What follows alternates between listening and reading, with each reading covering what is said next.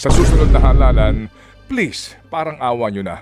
Mag-isip-isip po tayo ng malaliman at tayo po mga kapatid ay magtanong-tanong at magberipika sa totoong informasyon kasi baka nga po kayo ay nabudol ng mga kung ano-anong misinformation, disinformation, kaya kayo nakumbinse na bumoto sa mga leader na ito ngayon na ating pong tinitiis ang kanilang panunungkulan.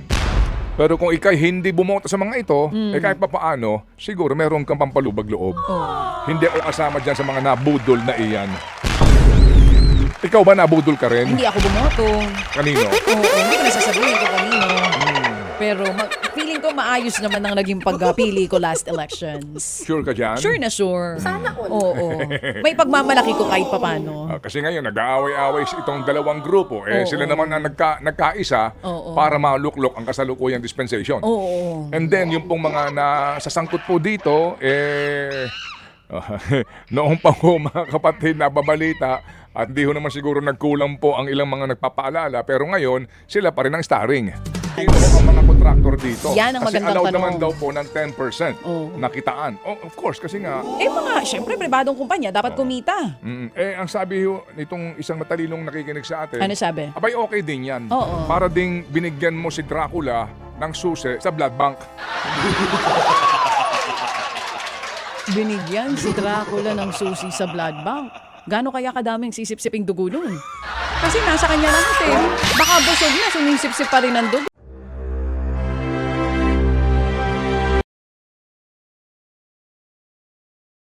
Po silang satisfaction. Oo. At ang kinukuha ay sapat lang.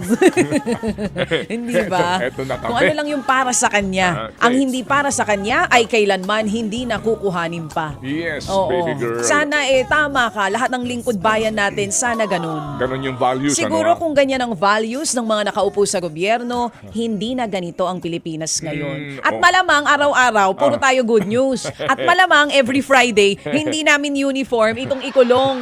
Malamang ang nakalagay dito sa t-shirt namin, I love Philippines. Oh, wow. Hindi ba? Baka iba ang laman ng t-shirt namin kung ganyan po sila. pero Kaya lang, mas may paki sila sa kanilang future plans kaysa sa future Ayan plans na, ng mga ayan na. tao. Biyernes ngayon, hoy! Ay, sorry po. Maaga po ba, Your Honor? Maganda nga itong mensahe na ating tinanggap kahapon. At Oo, sige. ang nagbigyan nito ay si Big Boy. Uy. Oo, ang sabi niya dito sa kanyang mensahe, at ito po'y akin ding naipakalat sa ating mga friendship.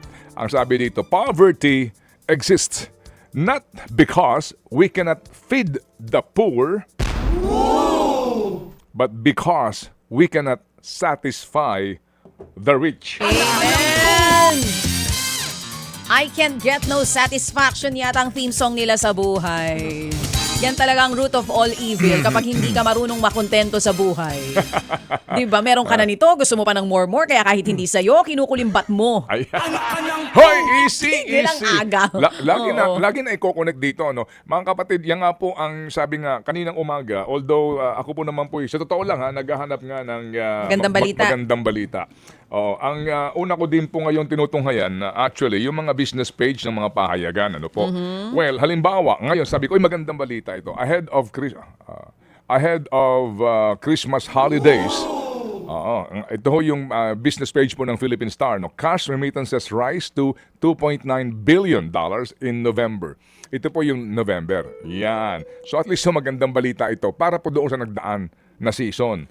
Okay? And ilan pa pong mga balita dito na ating hinahanap, bagamat ang nakasapaw po dito ay yung sorry, pero yung nasa record na po naman ng kasaysayan ng Pilipinas ang kasalukuyang administrasyon dahil ito po ang administrasyon na kung saan po ang piso ay sumadsad sa pinakamababang level sa kasaysayan ng Republika ng Pilipinas.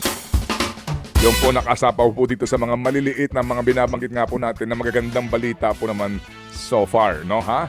Okay. Asa na ba ako? Dito ka pa rin sa True balita. FM, oo.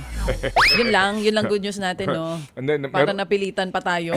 hindi nga po. Wala kasi talaga nga, mahanap eh. Hindi po. Kasi ano ba magagawa natin ngayon kung hindi po din tutukan po ito? Kasi ito ho ngayon, inaamin din naman, bahagya po kahapon, inaamin din po naman ni Press Officer Claire na ang isa sa mga dahilan kung bakit po sumadsad sa historic low ang peso ay dahil sa flood control scandal. Oo, hindi maitatanggi. Opo. Even the experts, the economists, yun po ang sinasabi. I think, sabi mo nga, lagi mong punto, di ba baby, di mo kailangan maging ekonomista. It's obvious. May kinalaman ang korupsyon kung bakit tayo ganito at kung bakit sadsad ang piso. Tsaka po yung ating mga foreign direct investment at Yan. ilang pa po. Yung, basically po yung trust, no? Trust ng tao, trust ng mga negosyante sa pamamalakad po ng gobyerno. Kasi nga yung number one pa rin na issue na korupsyon, hanggang ngayon po hindi po ito natutugunan. Kaya doon po tayo mag-focus. Di ho ba? Kasi kung hindi ho natin naman tumabantayan, magiging talagang habang buhay na po ito. Pagkatapos ng henerasyon ngayon, yung susunod, ganun na naman po sila. Kaya nga po sana, ito na nga po yung simula. Pero mga kapatid, tagal ang proseso, mahaba ang proseso. Tama naman si Ombudsman Remulla kahapon. I agree na ano ho ito, hindi rin nga dapat minamadali. Hindi nga rin po dapat ito bara-bara. Ano ho, kasi nga baka din minadali mo, eventually dismissed, at yung pong mga yan na mga maaakusahan na naman, walang kadalaan. Tuloy at tuloy pa rin. Kasi nga wala pong nakukulong talaga as in, mga kapatid. Walang napapanagot. So mamaya po pag-uusapan natin to. Meron na daw pong tinatanggap sa Witness Protection Program ng Estado sa usapin po ng flood control scandal. Ang tanong lang po natin nga dito na naman, filing po ng kaso, gaano katagal kahaba ito? Kasi kung ikukumpara mo ito dito sa kaso po ni Atong Ang, may arrest warrant na po siya, nahuli na po yung lahat ng mga individual maliban po sa kanya. Ang tanong po dito mga kapatid, kung hindi siya sisipot, anong mangyayari? Itutuloy yung kaso. May arrest warrant siya, magkakaroon ba ng arraignment? Wala. Kasi nga po, wala siya rito Tama? Kasi, Ma-archive na naman yung kaso niya. Though yung ibang akusado, diretso po yan. Yun ang sinasabi ng DOJ kahapon. Pero tama tayo ng, di ba, na-observe dito sa nangyayari. Isa na lang ang hindi mahuli. Yung pinakamalaki pa. ako lang Same po with naman, the corruption issue. gusto ko Hindi lang ba? po naman disusugan ang sinasabi po ng ating mga kagalang-galang na mga opisyal. Oo. Gaya po ng, ito na po yung Philippines Most Wanted, Yun na nga. Atong Ang. May 10 million bounty. Opo, pagpapasintabi lang po ako sana. Opo, hindi lang po siya, meron pa pong saldi ko. Huwag natin kalimutan, Tama. please, ha? Opo. May bounty na ba siya? Wala. Bakit? Meron na siyang arrest warrant. Oo. At mukha daw pong kasama siya sa sasapahan na naman din po ng kasong plunder Correct. together with some sitting Other senators. senators and Oo. former senator. Oo. Pero wag naman natin pong sabihin lang na hindi naman siguro sinasabi na siya lang. Oo. Pero ang turing nga daw po kay Atong Ang ay Philippines Most Wanted ngayon. Oo. Number 1, ha? Oo, May ganun number one sila. ba? Oo, may ganun sila na Opo. mga katagala, binitawan. Ang sa akin So, lang pang ilan po- si Zaldi? Number 2? Teka Okay. naman. O, di ba pwedeng Zaldi ko muna? Tapos number 2 yung Atong Ang? Okay lang ba yon mga B? Alam niyo mga kapatid, ito pong si Ginoong Atong Ang, no? Si Charlie Atong Ang. Sa totoo lang po, second chance na ito sa buhay niya. Second chance meaning, dapat po kasi nakulong yan si Charlie Atong Ang. Kasi nga, nasabit siya doon po sa kaso ni dating Pangulong Joseph Estrada. Mga kapatid, itong si Atong Ang, yan po ay napabalik sa Pilipinas para harapin yung kasong korupsyon. Siya, plea bargaining sa gobyerno that time. And noong mga panahong yun, 2007, 25 million ang kanyang isinauling pera. Kasama siya mga kapatid doon po sa usapin po ng umano ay paghahatid ng ganun din, no? Cash dito po sa bahay ni former President Estrada sa San Juan ng 130 million pesos. Yun ang kanyang inaamin din kasi nga naging bahagi dapat nga ng mga testigo dito po laban kay ERAP. Eventually po nagkaroon sila ng plea bargaining.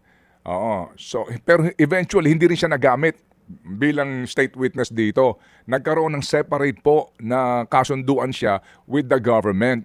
Pero nabigay siya ng mga informasyon para nga sa pagdiin sa dating Pangulong Joseph Estrada. Nagsauri siya ng 25 million. At siya ay kinasuhan mga kapatid nung mga panahong iyon ng kaso po sa Sandigan Bayan ng kaso ng corrupting a public official.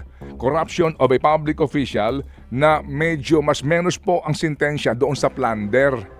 Yung pong kanyang sentensya po dito ay dahil nga po ito ay kumbaga mababa lamang, nakapag-apply siya noong mga panahong iyon ng probation.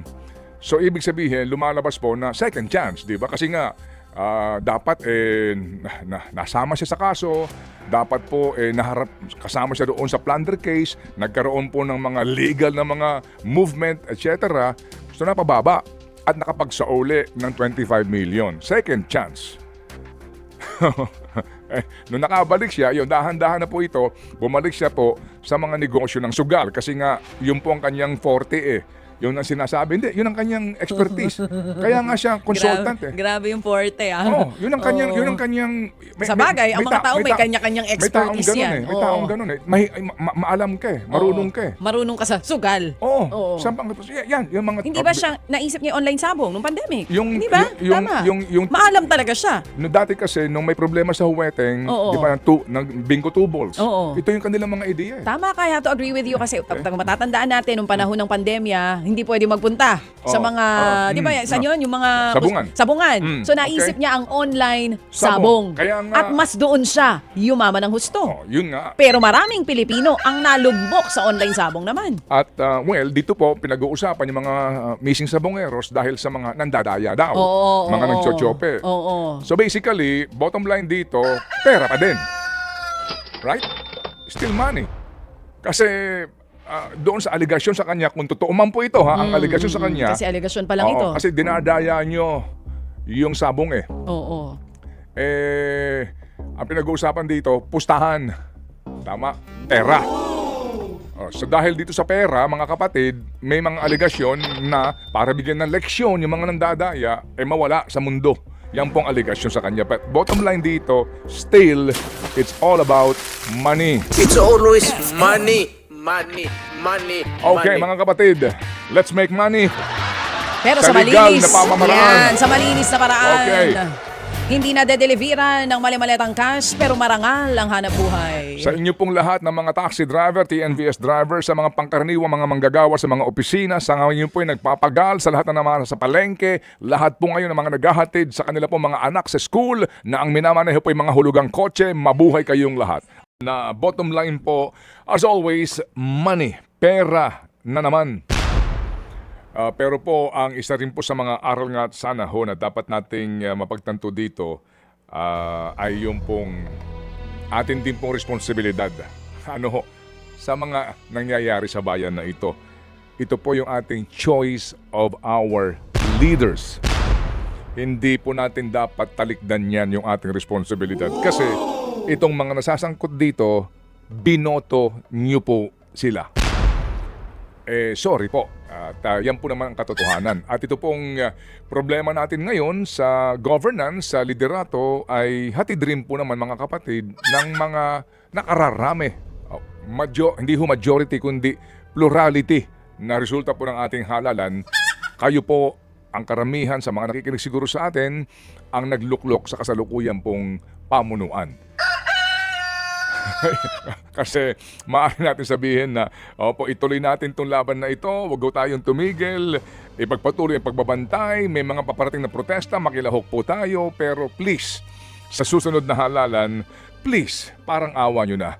Mag-isip-isip po tayo ng malaliman at tayo po mga kapatid ay magtanong-tanong at magberipika sa totoong informasyon kasi baka nga po kayo ay nabudol ng mga kung ano-anong misinformation, disinformation, kaya kayo nakumbinse na bumoto sa mga leader na ito ngayon na ating pong tinitiis ang kanilang panunungkulan. Pero kung ikay hindi bumoto sa mga ito, kahit papaano, siguro meron kang pampalubag loob. Hindi ako kasama dyan sa mga nabudol na iyan. Ikaw ba nabudol ka rin? Hindi ako bumoto. Kanino? Hindi ko nasasabihin ko kanino. Pero feeling ko maayos naman ang naging pagpili ko last elections. Sure ka dyan? Sure na sure. Sana all. Oo. May pagmamalaki ko kahit papano. Kasi ngayon, nag-aaway-aaway itong dalawang grupo. Sila naman ang nagkaisa para maluklok ang kasalukuyang dispensation. And then, yung pong mga nasasangkot po dito, noong pa ho, mga kapatid, nababalita, at hindi ho naman siguro nagkulang po ang ilang mga nagpapaalala, pero ngayon, sila pa rin ang starring. Kasi nga, sila pa rin po ang binoto ninyo. Yan po siguro po ay masakit pakinggan, pero katotohanan po ito. Dapat po natin po naman din di ba? Dapat dito ho tayo matuto na po ng leksyon ang ating responsibilidad na pumili ng mga maayos na leader. Ayan. Ayos na leader na inaraw-araw mo bago yung last election noon. Wala pa rin Pero effect. parang walang effect sa ibang tao. Diba? Hindi tayo nagkulang ng kulang na lang paalala. Parang kulang pa yung 4 na oras natin para ipaalala yan. Hindi tayo nagkulang sa Baka paalaala. dapat 5 hours yung show natin, matututo na yung iba siguro. Oh. Ganon talaga. Gumamit din sila ng kung sino-sinong mga ang mga pamaraan para po linlangin ang taong bayan. So ito, Fake news. ang problema nga po kasi sa ating pong demokrasya, plurality. Oh. Sa dinami-dami po ng kandidato, yun lang pinakamaraming boto, ang siya pong mananalo. Naman. Right? Gusto mo na bang baguhin? Yung alin? Yung plurality? Sana nga po. Pero mahaba-habang mahaba-habang proseso yan. Ay, sinabi Kaya mo. dapat talaga nagsisimula doon sa pagpili. Diyan ho tayo magsisimula. Ngayon, dito ho sa nangyayaring ito, na ang sinasabi po ng pamahalaang Marcos, kanila daw po pinipilit nga na ito ang maging iiwang legacy ni Pangulong Marcos Jr. Sinimulan niya, hintayin natin kung paano ang tapos nila dito. Oo. Okay, sige. So, simulan po itong isyong ito. Kahapon po nagkaroon ng press conference ang acting secretary po ng DOJ at kasama doon si Prosecutor General Richard Fadulion para i-anunsyo na meron na po silang inihahandang mga kaso laban sa ilang po nasasangkot sa iskandalong ito. Kaya may kaukulan po tayong mga katanungan.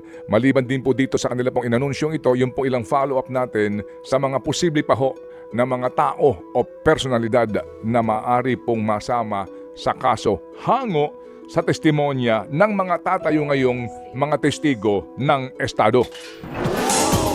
At syempre, isa rin magandang maitanong dito sa DOJ, yung pagpili nila dito sa 4 na state witnesses na to, meron pong 2 na hindi napasama kung mapapansin natin. Hindi kasama si Bryce Hernandez maging si JP Mendoza. Ano talaga ang explanation dito? Anong pinagbasihan nila kung bakit itong 4 na ito ang magiging state witness para po dito sa flood control scandal na ito? Ako na sasagot dyan. Ikaw na? Habang wala pa itong O, mga sige. taga-DOJ. Oo. Hango sa sinasabi nila kahapon. Oo. Ang sagot nila dyan, kasi itong dalawang ito, unang-una, hindi vital yung kanilang testimonya. Hindi ganoon kaimportante. Kumbaga, maaari nang tumayo itong mga kasong ito sa pamamagitan ng 4 na ito. Yun ang sinasabi nila, hindi ganoon ito kaimportante. Hindi valuable? Hindi siya ganong kahalaga. So paano nila tinatansya at sinusukat yung pagiging valuable ng isang information? Number 1, personal knowledge. So yung dalawa walang personal knowledge? Mismo doon siguro sa mga tinutumbok na mga pinaghatiran ng pera. Yan, sa mga proponents wala masyado. Pwedeng kasapakat pero wala silang personal information. And yun din pong sinasabi din na restitution. Yung pagbabalik. Pagsasauli, yung Oo. good faith na pagsasauli.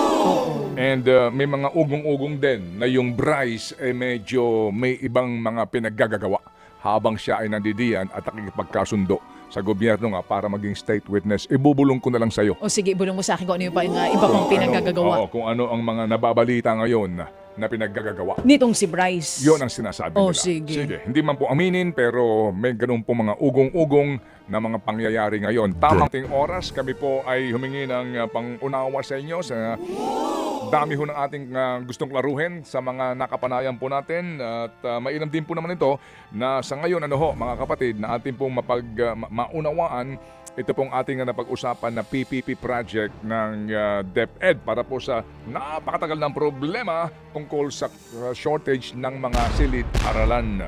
Yun nga lang, mukha pong sa akin lang pagkakaunawa, parang pareho lang. Parang inilipat mo lang yung ahensya na magpapatupad nito sa bidding process, no? Noong kasi yung usually po yung mga PPP projects, ang return ay dahil parang hinuhulog-hulugan. Yung pong kikitain, kumbaga, yung pong expressway, mga tren, etc. Pero ito kasi infrastructure na classroom, na pampublikong paaralan. Doon kasi sa PPP, doon halimbawa, yung proposal po para po sa Medical Arts Building ng Lang Center, yun 1 billion lang po ito, 1.2, ganun lang po ang halaga. Yun, yung PPP na yun, yung upa ng mga doktor doon sa naturang building. Oo. Yun ang kitaan doon. Yes. So Sa in this case school- daw po, parang magtatayo ka muna ng classroom, abonohan ng pribadong kontratista, tapos babayaran ng gobyerno. Oo. Eh di pareho din. Oo, babayaran ng gobyerno. Parang pareho din. Nagpaunang labas lang yung private firm. Parang ganun. So, Oh, so wala itong entrance. Huwag kayong mag-alala sa mga estudyante. Wala silang entrance. Sino ho ang mga contractor dito? Yan ang kasi magandang allowed tanong. naman daw po ng 10% Oo. na kitaan. Oh, of course, kasi nga, Syempre, pribadong kumpanya, dapat kumita. ang sabi ho nitong isang matalinong nakikinig sa atin, Ano sabi? abay okay din yan. Oo. Para ding binigyan mo si Dracula ng susi sa blood bank. Binigyan si Dracula ng susi sa blood bank. Gaano kaya kadaming sisip-siping dugo nun?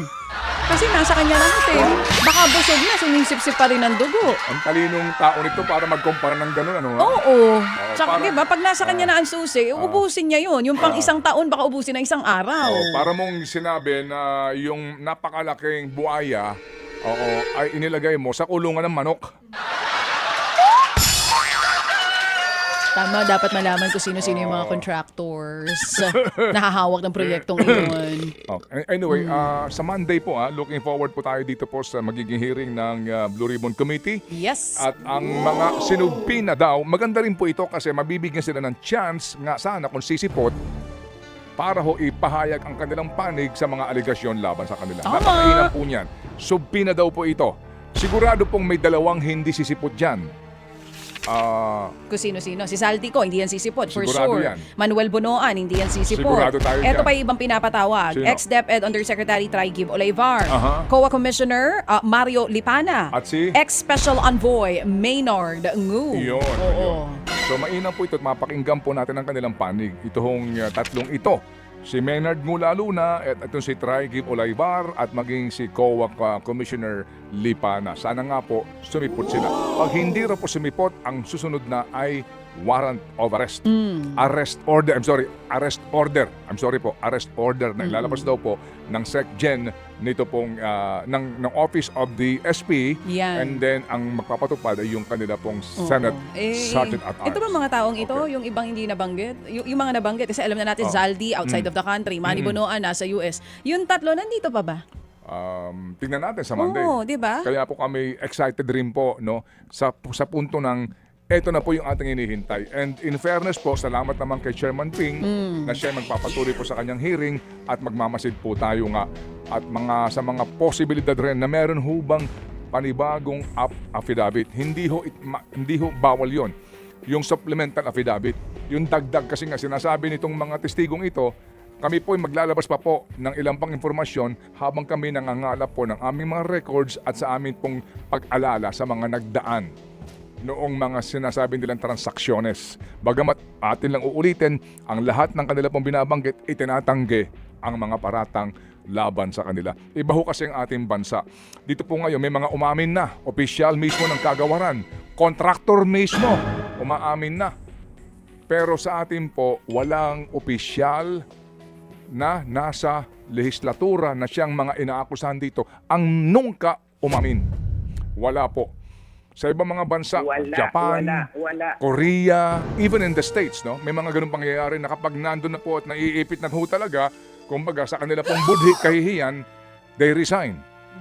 And they face the consequence. Oo. Sa atin po, hindi. Oo. Syempre, nasa Pilipinas ka eh. Yan po ang kaibahan po sa ating kultura. Oo. So, ang kultura natin, walang hiya. Hindi, tama. Kasi sa ibang bansa, pagka diba, na ano yung pangalan, Easy. nahihiya. Tama, di ba? Nagre-resign so nahihiya. So dito, tayo wala tayong hiya.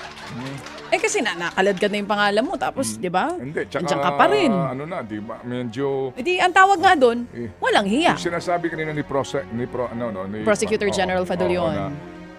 Pag sa pagsuri mo, kasi siya mismo, sangkot siya eh. Oo. And then, isipin mo, yung relasyon nila, Oo. nung tao na yun, hindi ba? Malahalim, etc. Oo. Pero well, sabi nga nila, It's more fun in the Philippines. okay, ngayon po, it's more fun para po muna sabihin natin kahapon muli at salamat na marami po. Si Happy Nanay, lalo na po na siya nagpasimula nito. Ikaw talaga nanay kasi naman eh. Dahil po sa inyo na-inspire marami, kaya atin napagtagumpayan po yung pagbibigay po ng motorsiklong panghanap buhay dito po kay